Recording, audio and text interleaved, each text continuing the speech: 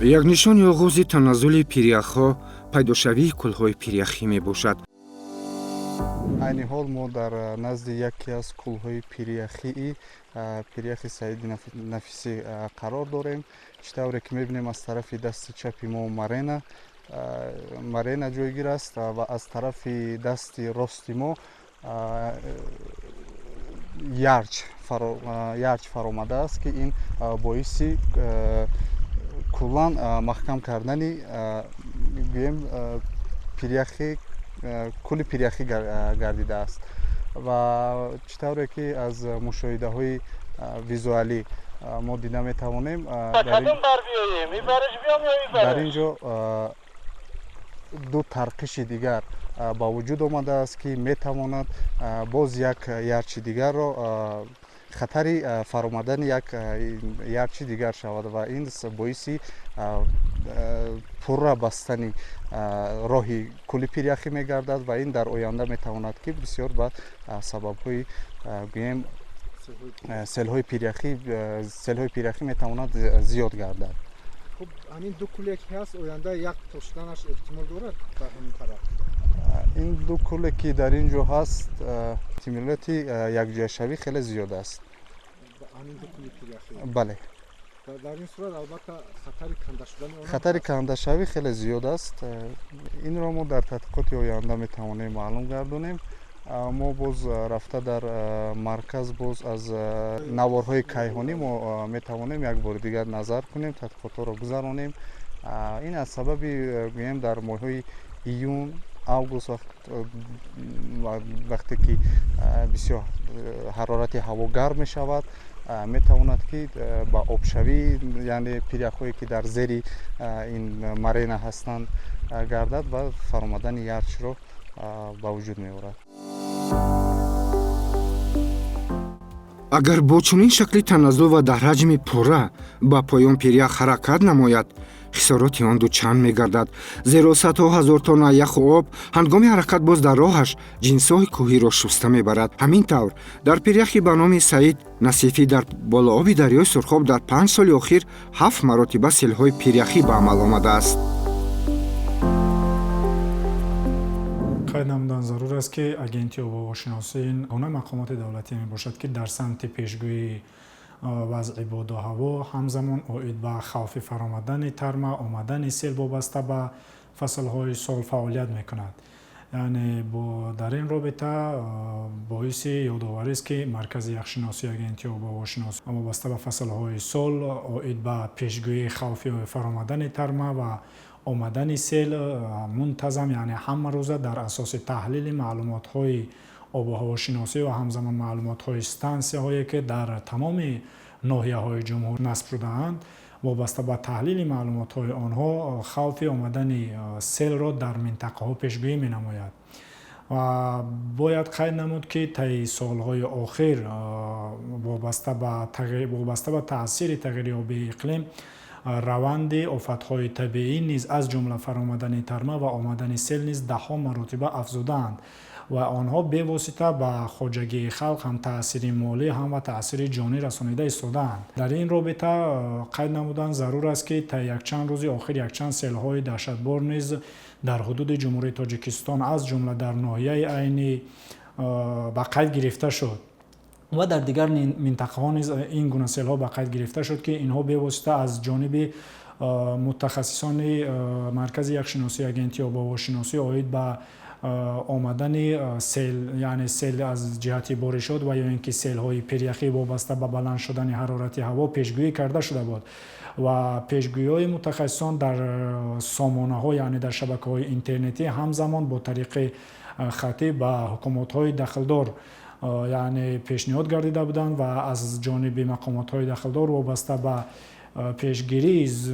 хавфи офатҳои табиӣ чораҳои зарурӣ андешида шуда буд.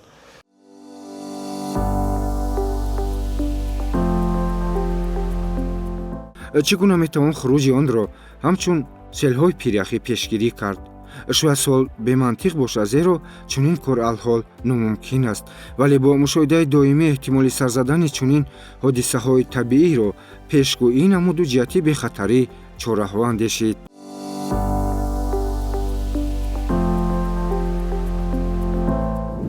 озмоишгоҳи мазкур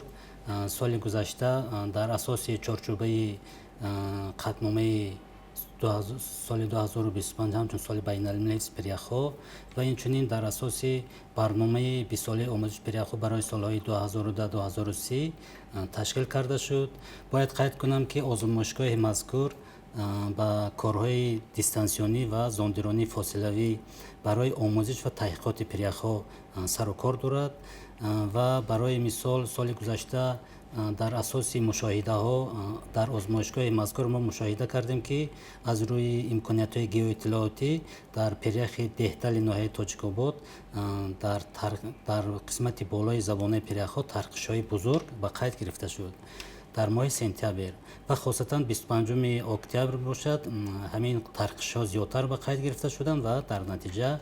санаи 25 октябри соли 2025 пирях як набзиши бузург яъне ки фаъол кард.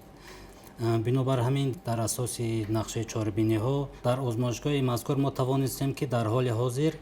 тамоми пиряхҳои набзонии Ҷумҳурияи Тоҷикистонро вобаста ба категорияи якому, дуюму, сеюм, ки пиряхҳо вобаста ба хусусиятҳои даврии худи пиряхҳои набзонӣ вобастаанд, дар ин ҷо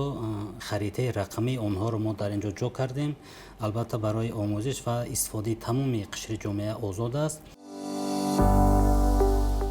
дар муддати 5 соли охир аз ҷониби Институти омӯзиши пиряхҳо ва криосфера ва маркази пиряхшиносии агентии обуҳавошиносӣ то 20 пойгоҳҳои худкори хурди метеорологӣ, гидрологӣ дар ҳавзаи пиряхҳои набзонӣ гузошта шудааст, ки пиряхҳои ҳавзаи қаторкӯҳи Бабргузар дар ҳудуди Ховаркӯл, Зарафшон махсусан дар болоби Искандаркӯл дарёҳои Хингобу Сурхобро дар бар мегирад, вале мутаассифона ин пойгоҳҳои худкор барои тадқиқоти фосилавӣ пешбинӣ гардида, ҷиҳати мушоҳидаи бевоситаи шаборӯзӣ ва интиқоли он ҳанӯз ҳам ҷиҳати нокифоя будани фанновариҳо дар ин самт чандон фаъол нестанд.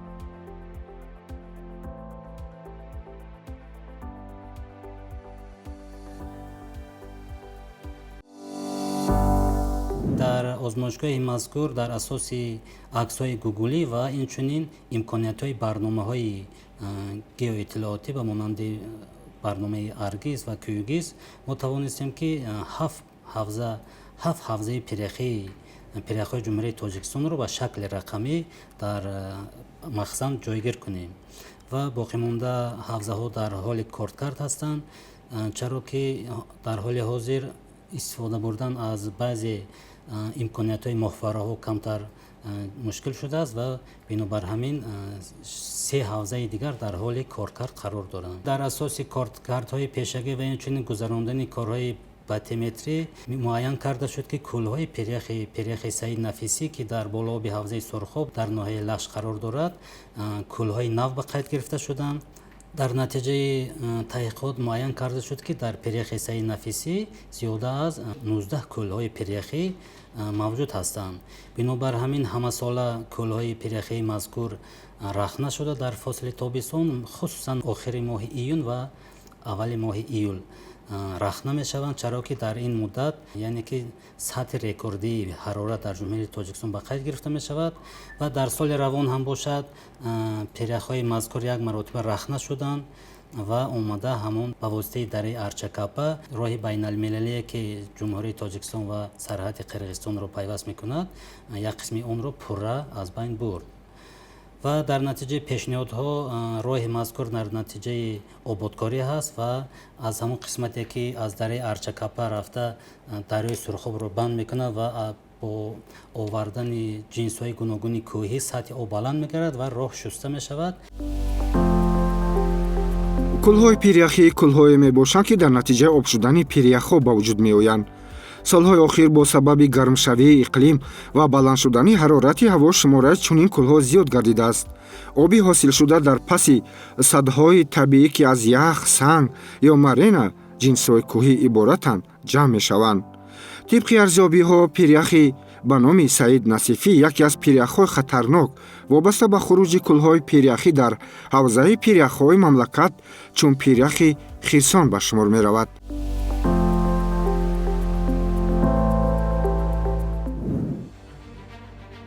пиряхи ба номи Саид Насифӣ.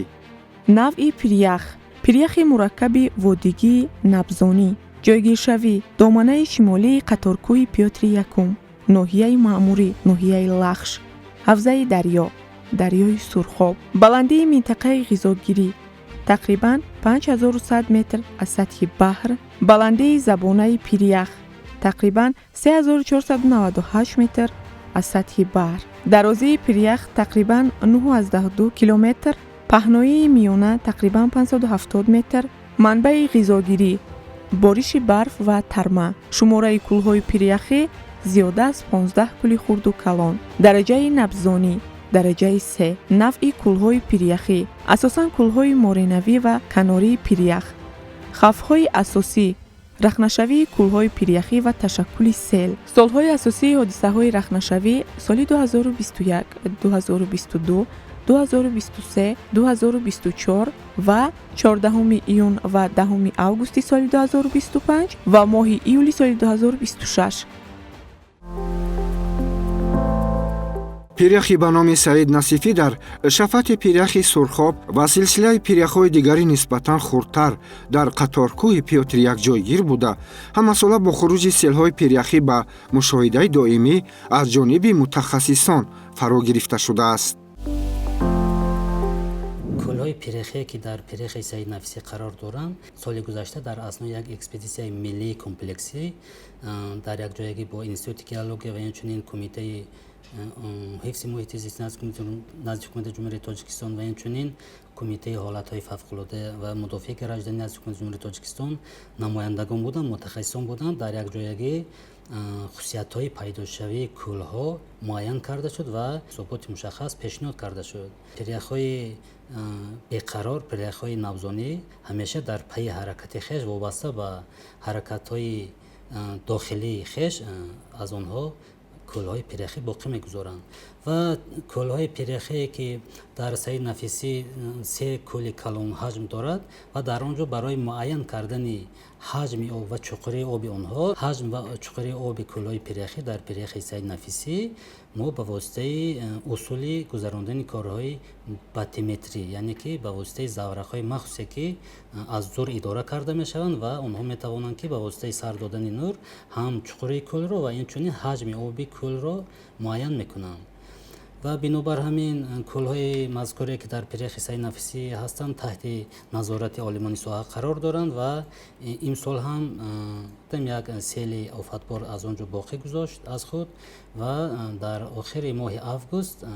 ё ки аввали моҳи сентябр албатта як экспедисияи байналмилалӣ дар он ҷо сафарбар карда мешаванд мутахассисон. тибқи хулосаи мутахассисони Институти омӯзиши пиряхҳо ва кроссфераи Академияи миллии илмҳои Тоҷикистон, ақибнишинии нишондоди миёнаи пиряхҳои мамлакат ҳамин гуна арзёбӣ мегардад.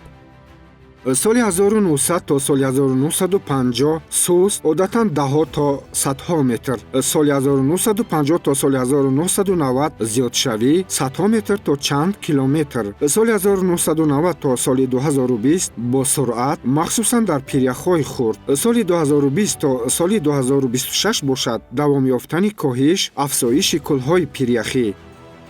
пиряхҳое ки бештар ақиб нишастанд. гармо тақрибан 5-7 километр дар давраи тӯлонӣ, Тоҷикистон тақрибан то 2,5 километр аз соли 1928 то солҳои охир, пиряхи зарафшон зиёда аз 1,2 километр, пиряхҳои ба номи Олимов ва Паридор зиёда аз 1 то 2 километр. аз соли 1900 то соли 2026 пиряхҳои Тоҷикистон аз марҳилаи ақибнишинӣ бо суръат гузаштанд. аз ҳама бештар пиряхҳои хурд осеб диданд, вале ҳатто пиряхҳои калон ба монанди Тоҷикистон ва гармо талафоти назарраси массаи яхро нишон медиҳанд. таи якчанд даҳсолаи охир бубинед ки чӣ қадар ҳодисаҳои аномалӣ ба қайд гирифта мешавад ва дар моҳи июн ва июли имсола бошад бубинед ки дар фасли тобистон 3 ҳодисаи табиат, яъне ки 3 ҳодисаи аномалӣ ба қайд гирифта шуд. ҳам ҳарорати баланди рекордии ҳаво, ҳам омадани селҳои офатбор ва инчунин пайдо шудани хокборишҳои пайдарпайи ба маротиб зиёд. имрӯзҳо яъне ки қишри کریوسفر زمین هم در یک حالت نگران کننده قرار دارد، چرا عامل‌های کریوسفر که از پریخ‌های زیرزمینی، برف‌های دائمی، ترمه‌ها و اینچنین از یخبندی‌ها عبارت هستند. همه این ابیکت‌های کریوسفر در یک حالت نااستواری، در یک روند کاهش‌یابی قرار دارند. بنابر همین در پی از بین رفتن ذخیره‌های سخت اتمسفری، پیدا شدن کل‌هایی که خصوصیت گلاسیولوژی دارند، یعنی کل‌های پریخی بغیر از پریخ برالماس که یکی از اولین درجه‌های این روند میباشد، در پریخ زرافشان به قید گرفته شدند و اینچنین در پریخ خرسان که سال گذشته ما در اثنای اکسپدیسیون با چشم خود رفته دیدیم. در تمام پریخ‌های نبزانی کل‌های پریخی به قید گرفته میشوند، چرا که وقتی که حجم زیادی بارشات سخت اتمسفری از منطقه بالا آب، از منطقه غذاگیری پریخ به سوی پایین، به سوی زبانه حرکت میکند، در نتیجه البته ریلیف زمین دیگرگون کرده می شود، چون که حجم میلیون ها تونه اونجا مثال حجم مسای بزرگ است. در نتیجه ریلیف می تواند که تغییر کند و باید قید کنم که وقتی پریخ های نبزانی حرکت می کنند، در نتیجه اونها در قسمت پیش زبانه البته زمین را به مانند یک قوه بزرگ باشد، قوه بزرگ زمین را شکافته میکنند و در نتیجه آب شدن در آنجا کلها پیدا می شود و این چنین خصوصیت دیگری پیدا شدن کلهای پریخی از همون حرکت پریخ که وابسته به همون مرین و سنگ و خاکی دارد، در آنجا همون ترقش ها پیدا می شود و در نتیجه گرم شدن حرارت هوا کلها در آن خالگی ها پیدا می شوند. آب از یخ گرمتر می باشد حرارتش، چرا که اگر که بلند می شد و آب نمی شد. البته همین پیدا شدن کلهای پریخی هم این یک نتیجه کاهش‌یابی و یک سبب کاهش یافتن زبانه پریخ ها می گردد و در نتیجه آب شدن می توانند هر لحظه در فصل تابستان کلهای پریخی رخنه شوند و از پی خویش خسارات باقی گذارند. дар моҳи июли соли 2026 иқлими мамлакати мо ва бисёр кишварҳои ҷаҳон ба мавҷҳои шадиди гармӣ рӯбарӯ шуданд. Баланд шудани ҳарорати ҳаво боиси афзоиши офатҳои табиӣ, сӯхторҳои ҷангал, хушксолӣ, коҳиши ҳосили кишоварзӣ ва мушкилоти ҷиддии саломатии аҳолӣ гардид. Ба андеша коршиносон тағйирёбии иқлим яке аз омилҳои асосии зиёд шудани чунин падидаҳои шадид мебошад. در ولایت مختار کوهستانی بدخشان، یعنی در ناحیه روشان سیل‌ها بسیار سیل، یعنی در دهه ده روشان و دهه چه سیل‌های بسیار کلان آمد که این از جانب متخصصان مرکز یخشناسی پیشگویی شده بود. محض در ناحیه عینک یک سنه 21 چند سیل‌ها، یعنی در یک چند موضع سیل‌های بسیار کلان به قید گرفته شد که آنها به منطقه های علنشین یعنی زمین های کشزار به واسطه ضرر منفی رسانیدند. این از جانب متخصصان مرکز یخشناسی یعنی با پیشگویی بسیار عمیق و پیشنهاد گردیده بود، یعنی با استفاده از معلومات های متئورولوژی و نتیجه تحلیل های که در یک جایگی بررسی نمودند و پیشنهاد نمودند، یعنی در نتیجه آنها پیشنهاد نمودند که بنابر سبب بارش‌ها در یعنی بعضی منطقه های کوهی اساساً در ناحیه عینی و شهر پنجکین پیشگویی کرده می شود و این پیشگویی نیز 90-95% درست آمد و در منطقه های ذکر گردیده سیل ها نیز به عمل آمدند. چگونه که ما مشاهده میکنیم تا یک چند روز آخر یعنی یک هفته قبل بسیار گرمی ها بیشتر بودند و زمین بسیار خشک بود. از این لحاظ در نتیجه تحلیلی که متخصصان کردند یک باره بارشات به عمل آمد و وابسته به این متخصصان به خلاصه آمدند که در نتیجه که لکه زمین بسیار خشک است و باران‌های یعنی لکلی یعنی خصوصیت محلی داشته که در یک منطقه بسیار با شدت میبارد و باید گفت که زمین یعنی به خود جذب نمودن همه آب را ندارد. از این لحاظ این گونه سیل هایی که در منطقه هایی که یعنی طی 20 ساله ها یا 30 ساله ها سیل عموما وجود نداشت، وابسته به سیل هایی که در حدود ولایت مختار کوهستان بدخشان از جمله در ناحیه روشان تا یک چند روزی آخر به قید گرفته شد، باید قید نمود که در منطقه های بلندکوه یعنی بارشات خصوصیت محلی داشته به قید گرفته شده بود. аз ин лиҳоз мутахассисон пешгӯӣ намуданд, яъне вобаста ба боришот дар минтақаи мазкур якчанд селҳо пайдо шуд, ба амал омад. ҳамзамон бояд гуфт ки дар ноҳияи ванҷ низ як бисёр сели калон ба қайд гирифта шуд ки ин вобаста ба баланд шудани ҳарорати ҳаво буд ва яъне дар минтақаҳои баландкӯ, баъзе минтақаҳои баландкӯ ки боқимондаи тармаҳо ва барфҳо монда буданд, бо сабаби ба амал омадани баланд шудани ҳарорати ҳаво дар ноҳияи ванҷ сели пиряхӣ, яъне сел аз вобаста ба ҳарорати ҳаво ба амал омад. Аммо дар ноҳияи рӯшон бошад, ин селҳои боришот буданд ки вобаста ба боришотҳо, яъне хусусияти маҳаллӣ дошта ба амал омаданд.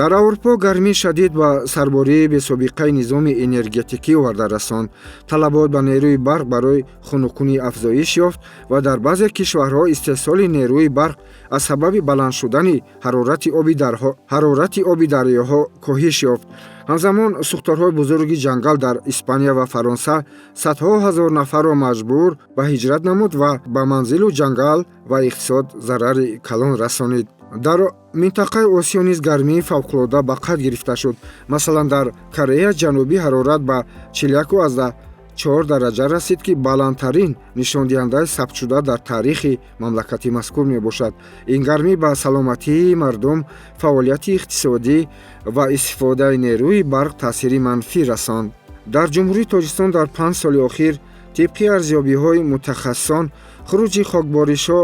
дар ин давра ба маротиб бештар гардида, авҷи он ба соли 2025 рост меояд. дар натиҷа ба соҳаи кишоварзӣ хисорот расида ба саломатии одамон низ таъсир дорад.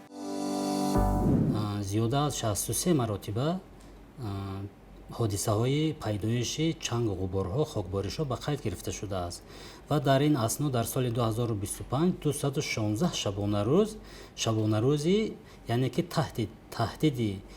хокбориш қарор дошт дар ҷумҳурии Тоҷикистон. Дар соли 1999 бошад 3 маротиба хокбориш ба қайд гирифта шудааст ва бубинед ки чӣ қадар хокборишҳо зиёд ба қайд мегиранд. Албатта сабаби пайдо шудани хокборишҳо ҳам вобаста ба хушк шудани қабати рӯи замин ва инчунин осебпазир гардидани сатҳи болои замин ва инчунин аз сабаби биёбонишавии қитъаи замин метавонад ки хокборишҳо ба маротиб зиёд шаванд. Чаро ки ҷумҳурии Тоҷикистонро якчанд биёбонҳои бузург иҳота карданд ва Тоҷикистон низ дар ҳамон тасмаи пайдоиши ва гузариши ҳамин хокборишҳо қарор дорад. хокборишҳоро дар истилоҳ бодҳои афғонӣ мегӯянд ва ин албатта як сухани беасос аст ва фақат ҳамин асос дорад ки аз сарҳади Афғонистон ба ҷумҳурии Тоҷикистон ворид мегарданд ва як чизи муҳимро бояд қайд кунем ки хокборишҳое ки омада ҷумҳурии моро таҳти таъсир қарор медиҳанд, албатта аз мо гузашта ба давлатҳои ҳамсоя гузашта мераванд ва онҳо сабаби пайдоиши онҳо ҷумҳурии Тоҷикистон нест. Албатта онҳо баръакс мебиёянд ҷумҳурии Тоҷикистон ҳамчун дар ин раванд ҳам як кишвари осебпазир ҳисобида мешавад ва дар натиҷаи зиёд рух додани ҳамин хокборишҳо қабати болои пиряхҳо тира мегардад ва дар натиҷаи зиёд шудани маротибаи хокборишҳо таҳшинҳо ҳам зиёдтар мегардад ва дар натиҷа албедо фоизнокиаш кам мешавад ва коҳишёбии пиряхҳо зиёдтар ба қайд гирифта мешавад.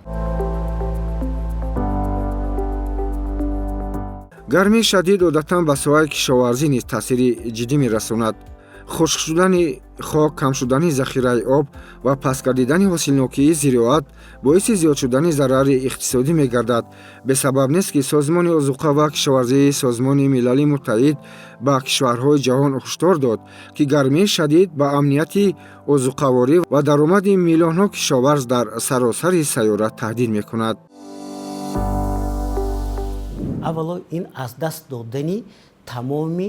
соҳаи кишоварзӣ, яъне ки ҳосиле ки деҳқон ба нақша мондааст ва аз сабаби тағйир ёфтани яъне ки ҳарорат деҳқонон ё ки заминистифодабарандагон ё шахсоне ки вобаста ба муҳити зист ё ки табиат алоқаманд ҳастанд, онҳо бо ҳисоби баланд шудани ҳарорат ё ки якбора дигаргун шудани ҳарорат ба як мушкилотҳо яъне ки дучор шуда метавонанд. яке аз мушкилотҳое ки бо тағйири иқлим дида мешавад дар ҷумҳурии Тоҷикистон ин якбора дигаргун шудани ҳарорати ҳаво, яъне ки бо баланд шудани ҳарорати ҳаво баъд аз 2-3 рӯз мо мебинем ки якбора яъне ки бо дигаргуншавии ҳарорат, бо обшавӣ яъне ки пиряхҳо ба дучоршавӣ яъне ки шиддатнокии сел, ҷараёни пайдошавии ҷараёни сел ки ин бо якбора дигаргун шудани тағйир ёфтани иқлим зарари худро аввало ба хок, зарари худро ба хоҷагидорон, зарари худро ба муҳити зист яъне ки расонида метавонад. ва аввало ин мушкилотҳо на ин ки дар худи ҷумҳурии Тоҷикистон, ин мушкилотҳо дар тамоми ҷаҳон яъне ки дида мешавад ки дар баъзе минтақаҳо, дар баъзе ҷойҳо мо мебинем ки аз норасоии об яъне ки аз нарасидани намӣ онҳо ба як биёбон яъне ки ба як минтақаи хушк яъне ки мубаддал мегарданд. Ин ҳам талафот аз ҳисоби зироатҳои кишоварзӣ, талафот аз маҳсулотҳои кишоварзӣ, талафот аз дигар яъне ки самти соҳаи саноатӣ дида мешавад. ва ин гуна таъсирро мо ҳам дар ҷумҳурии Тоҷикистон ба мисоли он дида метавонем ки бо дигаргун шудани яъне ки тағйирёбии иқлим аллакай он зироатҳое ки нашъунамо карданд ё ки дар оянда барои яъне ки ба даст овардани ҳосили дилхоҳ таъсири онҳо яъне ки ба худи ҳамин зироат мерасад. таъсири онҳо аввало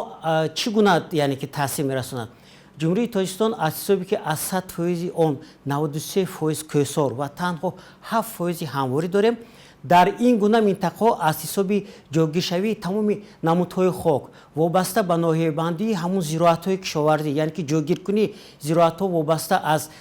сатҳи бар яъне ки сар карда аз 300 метр то 7495 метр аз сатҳи бар ки мо танҳо то 3600 метр аз сатҳи бар мо бо соҳаи кишоварзӣ яъне ки сарукор карда метавонем. ва аз он баландӣ ин яке аз минтақаҳои захираҳои оби мо яъне ки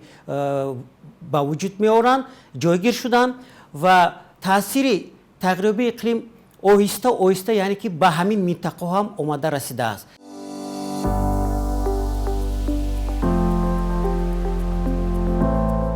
طبق تطبیق استراتژی ملی آب برای تا سال 2040 در مملکت فناوری‌ها در ساحه آبیاری باید تا حد نهایی رسانیده شود و در نتیجه جهت پیشگیری از تلف آب، شورشوی خاک، اروزیا و فروروی آن تدبیرها اندیشیده می‌شوند.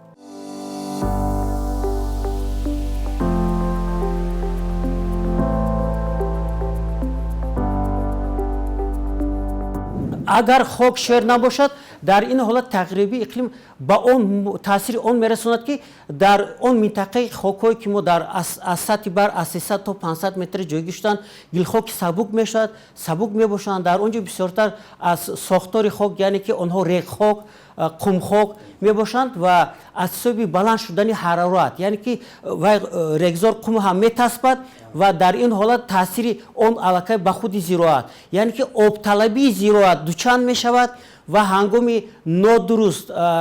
надонистани меъёри обмонӣ таъсири он ба зироат мерасад ва ҳангоми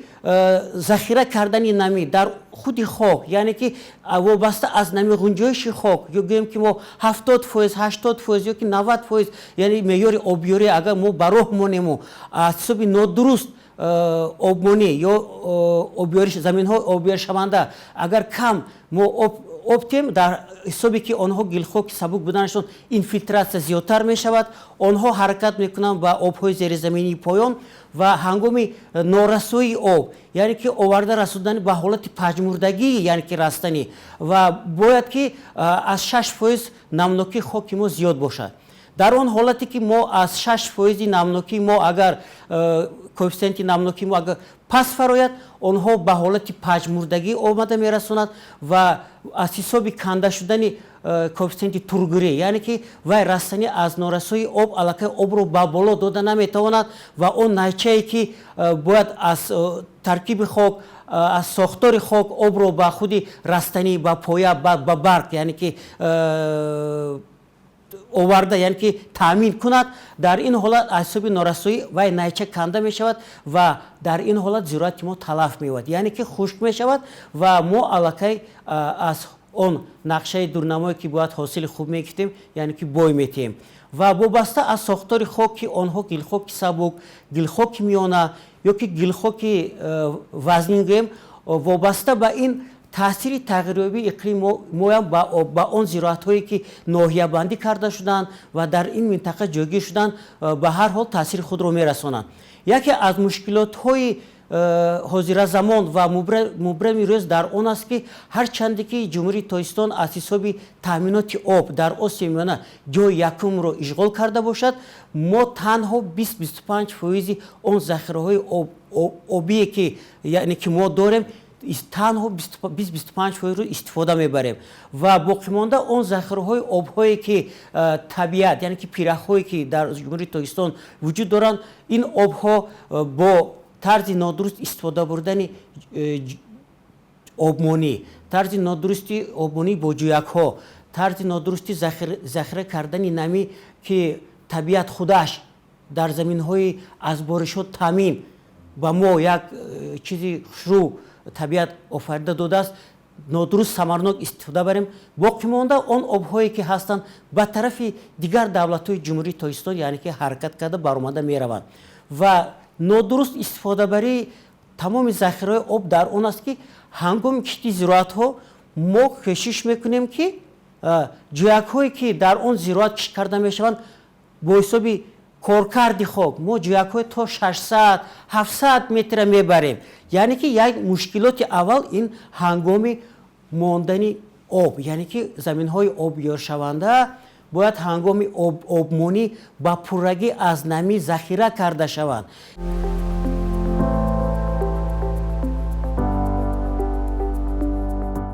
соҳаи тандурустии мамлакатҳои ҷаҳон вобаста ба муроҷиати зиёди шаҳрвандон дар давраи хуруҷи ҳарорати баланд дар моҳи июл фаъолияти худро дучанд намуданд ки бештар ба кишварҳои аврупо рост меояд. мавҷҳои гармии хатари гирифторшавӣ ба зарбаи гармӣ бемориҳои дилу раг ва роҳҳои нафасро зиёд намуда, махсусан барои пиронсолон, кӯдакон ва шахсони гирифтори бемориҳои музмин хавфи бештар эҷод карданд.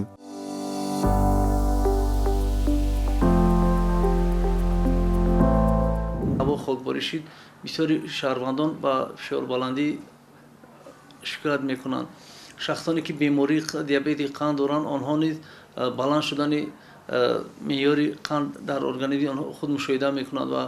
дарди сар мушоҳида карда мешавад, камҳаракатӣ мушоҳида карда мешавад. дар баъзи шаҳрвандон шикоятҳои камҳаракатӣ, дарди сар, арақкунӣ аз меъёр зиёд мушоҳида карда мешавад ки ин албатта ба саломатии инсон зарари худро мерасонад. аз ин рӯ тавсияи табибон ҳамин аст ки дар чунин рӯзҳо онҳо бояд ки танҳо дар шароити хона аз ҳамун меваи сабзавот, аз ҳамун хӯрокҳое ки тайёр омода карда мешавад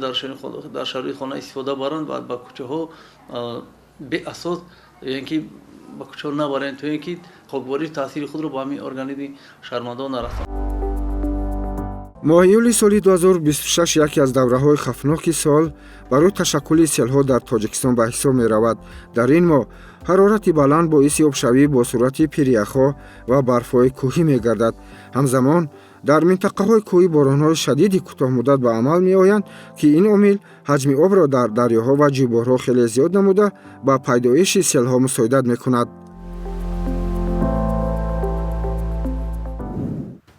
ҳодисаҳои асосии сел дар моҳи июли соли 2026. сана 11 июли соли 2026 минтақа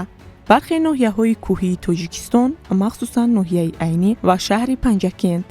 ҳодиса ҷараёни сел дар натиҷаи боришҳои шадид ва обшавии пиряхҳо. паёмад зарар ба роҳҳои маҳаллӣ ва инфрасохтор. 20 июли соли 2026 ноҳияи Рӯшони вилояти Мухтори Кӯҳистони Бадахшон болоравии якбораи сатҳи об ва ҷорӣ шудани сел дар деҳаҳои Баррӯшон ва Деҳрӯшон тақрибан ба 40 хонавода зарар расид. 25 ва 27 июли соли 2026 ноҳияҳои тобеи ҷумҳурии вилояти Суғд ва ғарби вилояти Мухтори Кӯҳистони Бадахшон агентии обҳавошиносӣ ва кумитаи ҳолатҳои фавқулода аз хатари баланди сел ҳушдор доданд. ба аҳолӣ тавсия дода шуд аз соҳили дарёҳо ва минтақаҳои кӯҳӣ дурӣ ҷӯянд ва мақомоти маҳаллӣ омодагии шабонарӯзиро таъмин намоянд.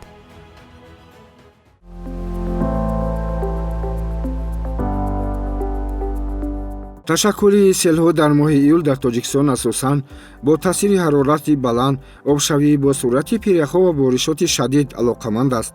бо дар назар дошти зиёд шудани таъсири тағйирёбии иқлим, андешидани чораҳои пешгирӣ кунанда ва истифодаи низоми самараноки мониторинг барои коҳиш додани хавфи селҳо аҳамияти муҳим дорад. ҳамчунин чунин боришот ба реҷаи меъёри обмонӣ таъсири худро дошта, қабати ҳосилхези хок шуста мешавад.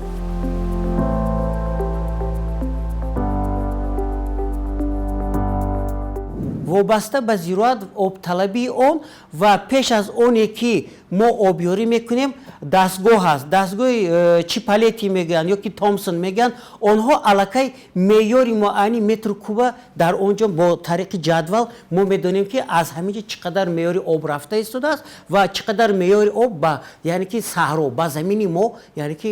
мо дода истодем. вобаста ба ҳамин мо аллакай метавонем ки ба пуррагӣ ҳамин чиза бо танзим дарорем, яъне ки ҳаст усулҳош ва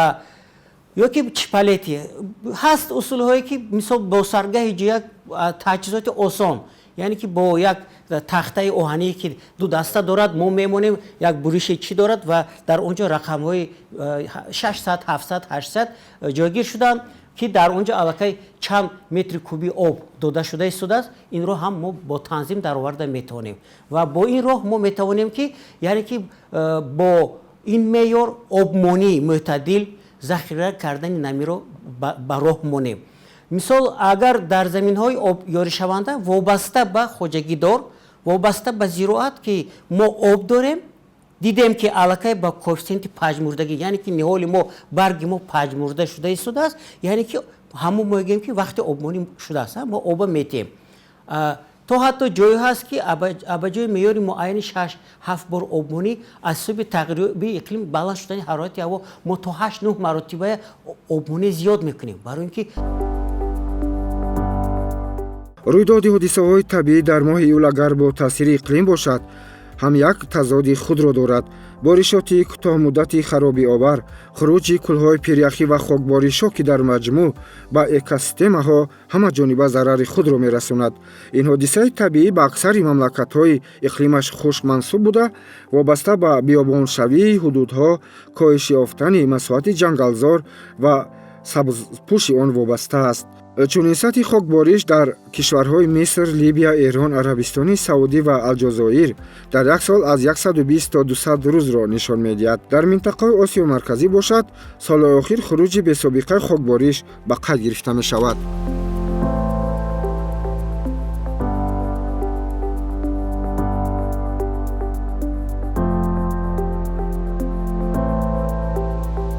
исми ками ҳамин хокборишҳо метавонад то Арктика равад, то Россия равад, ин тараф океани Оромо гузашта ба Амрико гузарад. ин хел тадқиқотҳо бисёр ҳастанд ки яъне дар бораи пайдо шудани чангу ғубор дар Антарктида, дар Амрико, дар Аврупо, дар Россия ва дар дигар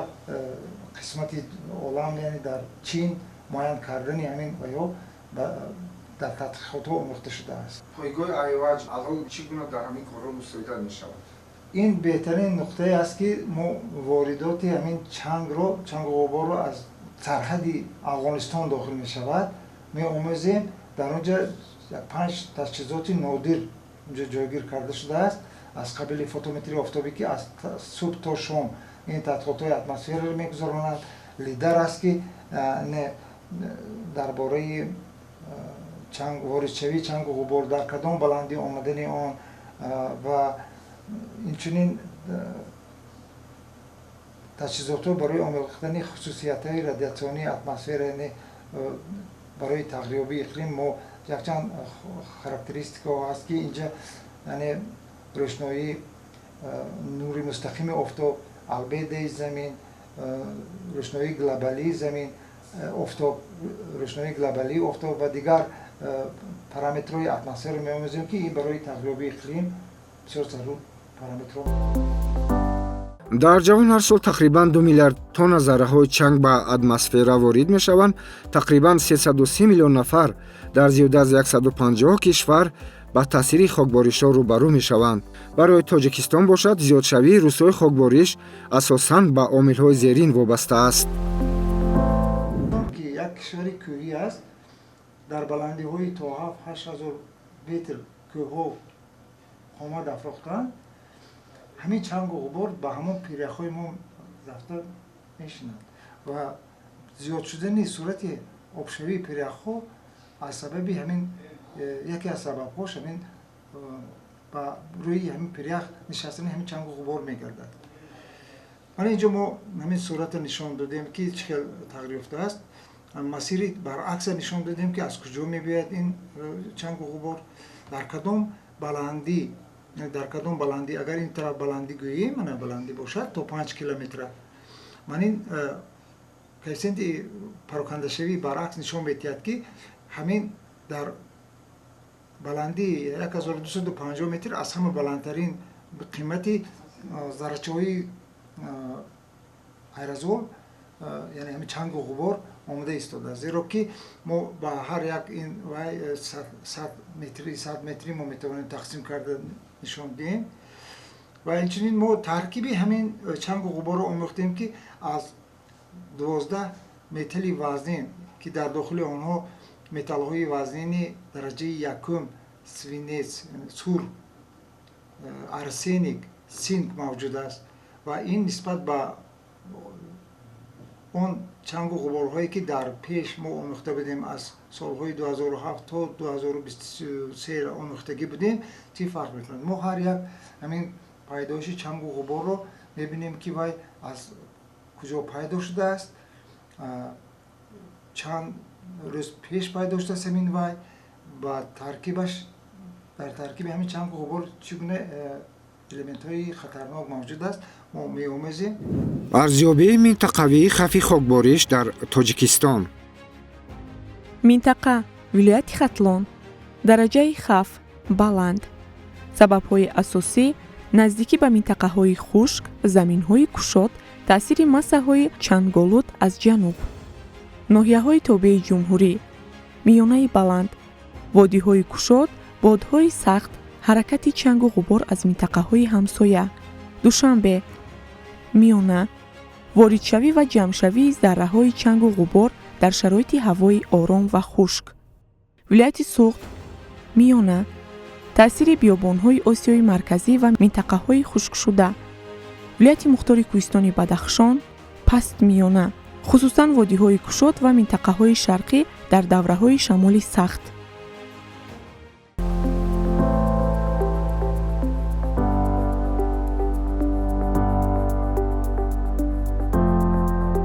зарфи назар аз таъсири тағйирёбии иқлим ба захираҳои обии мамлакат, махсусан дар ҳавзаи пиряхҳо,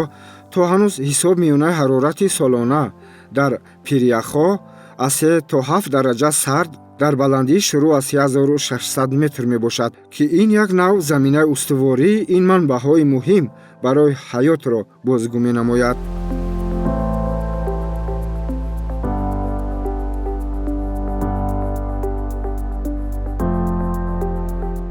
вобаста ба имкониятҳои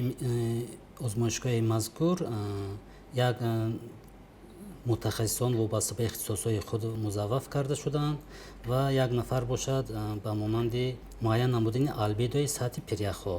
албатта ин ҳам аз рӯи имкониятҳои геоиттилоотӣ ба қайд гирифта мешавад, чаро ки имрӯзҳо албедои болои пиряхҳо ҳам аз байн рафта тира гашта истодааст, ки яке аз омилҳои асосии коҳиш ёфтани пиряхҳо мебошад ва дар назди пирях рафта дар тамоми пиряхи ҷумҳурии Тоҷикистон муайян намудани сатҳи албедо, масоҳати албедо имконнопазир аст, вале вобаста ба имкониятҳои геоиттилоотӣ истифода бурдан аз барномаи инсар ба воситаи истифода бурдани имкониятҳои геоиттилоотии муосир, масоҳат ва фоизнокии албедои минтақаҳои пиряхӣ муайян карда мешавад. Пиряхҳои Тоҷикистон як қисматшон бо марина пӯшида шуда ҳастанд, ки албатта албедои онҳо пасттар мебошад ва дар минтақаҳои ғизогирии пиряхҳо, дар минтақаҳои аккумулясионӣ, ки аз барфи тоза ва пиряхҳои тоза иборат ҳастанд, дар он ҷо албедо зиёдтар аст. Албедо ҳар чӣ қадар тар ки бошад, ҳамон қадар нури офтобро баръакс дубора ба кайҳон сар медиҳад ва дар натиҷа пиряхҳо боқӣ мемонанд. Таи 10 солаи охир ба маротиб зиёд шудани миқдори хокборишҳои пай дар пай. айни ҳол мутахассисони институти омӯзиши пиряхҳо ва криосфераи академияи миллии илмҳо барои тадқиқотҳои саҳроӣ омода ва сафарбар мегарданд, ки натиҷаи яксолаи сабти махзани дастгоҳҳои худкор ва мушоҳидаи бевосита барои тадқиқотҳои минбаъда хеле муҳим мебошанд.